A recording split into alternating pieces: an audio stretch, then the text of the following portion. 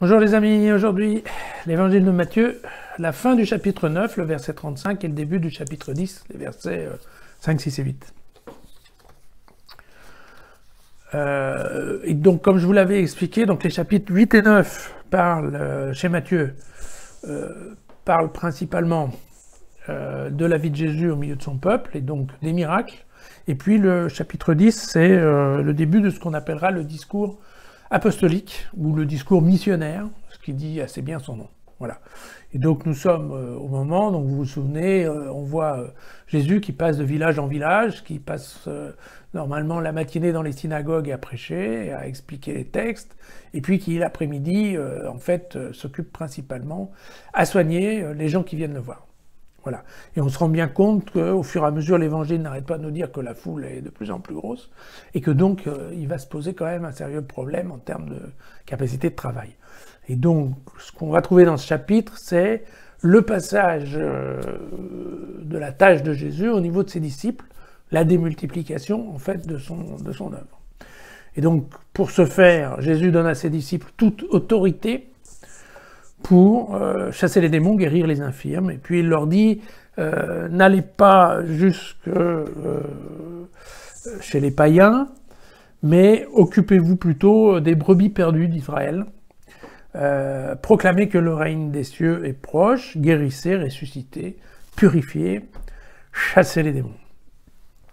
Et puis il leur rajoute une dernière phrase qu'on va développer ensuite, qui dit, vous avez reçu gratuitement, donnez gratuitement. Donc voilà. Donc je pense que l'ordre de mission, il est clair, hein, c'est vraiment annoncer la bonne nouvelle et guérissez les malades, et faites-le gratuitement. Alors, je pense qu'il faut revenir un petit peu en arrière sur les premiers siècles de l'Église. Il faut savoir que au début, l'Église était très focalisée sur la confession des péchés, et sur l'octroi de pénitence par le prêtre aux pécheurs. Il existait à l'époque, au Xe, XIe siècle, il existait des tables de pénitence qui étaient exactement comme des tables d'impôt. Donc c'était facile, en fait, pour un petit vol, c'était de ça, pour une petite jeune fille, c'était autre chose. Enfin voilà, c'était plus ou moins assez clair et tabellisé, formaté. Et puis, évidemment, ce qui s'est passé, c'est que il faut avoir l'idée que les pénitences étaient sévères. On n'était pas en train de rigoler, c'était des pénitences physiques, personnelles, et oui, ça rigolait pas. Bon, qu'est-ce qui est advenu? Ben, comme d'habitude, les gens ont commencé à comprendre que tout péché n'était pas bon à confesser, ou qu'il fallait probablement attendre un peu pour le faire. Quand vous dites à un jeune de 20 ans, à un jeune prince de 20 ans, qui vient d'avouer qu'il a eu une petite aventure avec une bergère dans un champ, si on lui dit, bah oui, bah, ok, maintenant c'est abstinence pendant 10 ans, bah, le type est pas fou, hein. Normalement, rapidement, il se passe le mot, et l'Église s'est retrouvée avec une bande de vieillards qui étaient en train de confesser leur péché de jeunesse. Voilà.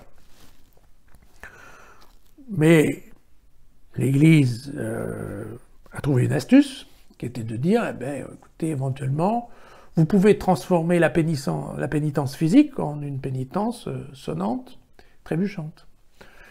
C'est ce qu'on a appelé le commerce des indulgences. Voilà.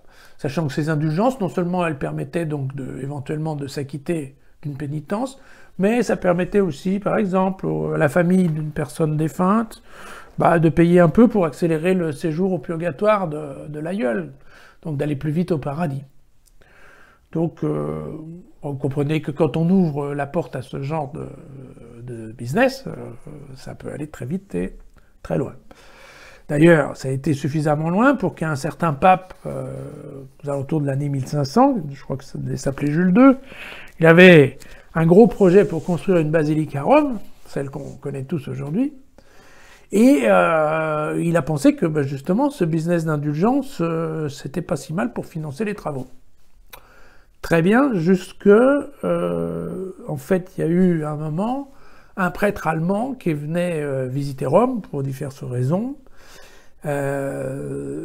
et qui a été absolument abasourdi et scandalisé de cette histoire-là, en disant